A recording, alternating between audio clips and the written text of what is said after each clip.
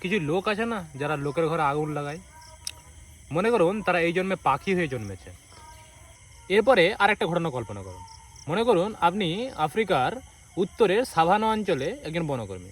আপনি খবর পেলেন যে বনে আগুন লেগেছে। আপনি গেলেন, নিভিয়ে এলেন, কিন্তু কিছুক্ষণ পর আবার খবর পেলেন বনে আবার আগুন লেগেছে। আপনি আবার গেলেন, নিভিয়ে এলেন, আবার খানিকক্ষণ পরে আবার শুনলেন আগুন লেগেছে। আপনি ঘটনায় বিরক্ত হয়ে খোঁজ নিয়ে জানতে পারলেন যে এর জন্য দায়ী একটি পাখি। পাখি? হ্যাঁ, ঠিকই শুনেছেন। এই পাখির সাধারণ নাম ফায়ারহক র্যাপ্টর। এরা আসলে একটা পাখি নয়, 3টে প্রজাতির পাখিকে একসঙ্গে বলা হয় ফায়ারহক র্যাপ্টর। এই 3টে প্রজাতির পাখির নাম হলো, প্রথমটির নাম হলো ব্ল্যাক কাইট, যার বিজ্ঞানসম্মত নাম মিলফাস মাইগ্রেন্স। দ্বিতীয়টির নাম হলো হুইসলিং কাইট, যার বিজ্ঞানসম্মত নাম হ্যালিয়েস্টার স্ফেনুরাস।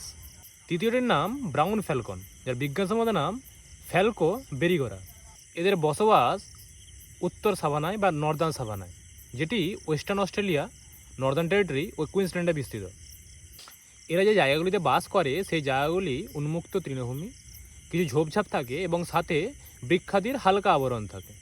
যেহেতু আবহাওয়া উষ্ণ ও শুষ্ক, সে কারণে জায়গাগুলি এমনিতেই দাবানল প্রবণ। এই স্থানগুলিতে যখন দাবানল হয় তখন উড়ে যাওয়া পোকামাকড়, পালিয়ে যেতে থাকা সরীসৃপ এবং অন্যান্য স্তন্যপায়ীকে এরা ধরে ধরে খায়।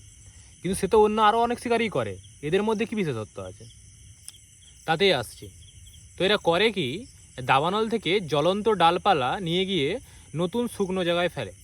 ফলে সেখানে যে প্রাণীরা পলায়নরত থাকে তাদের ধরে এরা উদরপূর্তি করে।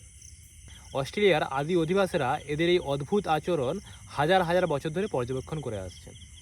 আধুনিক বিজ্ঞানভিত্তিক গবেষণায় দেখা গিয়েছে যে এরা নিজেদের মধ্যে যোগাযোগ রক্ষা করার মাধ্যমে আগুন ছড়ায়, যা এদের উন্নত বুদ্ধিমত্তার পরিচয় দেয় আর আমাদিকে ভাবতে বাধ্য করে যে মনুষ্যতর প্রাণীদের বুদ্ধিমত্তার ব্যাপারে। যতটা অদ্ভুত ও অপ্রত্যাশিত এই ঘটনা, তার থেকেও অদ্ভুত ও অপ্রত্যাশিত হলো প্রকৃতির নির্বাচনের পথ এবং বিবর্তনের উপায়। কিন্তু আর যাই হোক, প্রকৃতি কখনোই আমাদের অবাক করতে ব্যর্থ হবে না।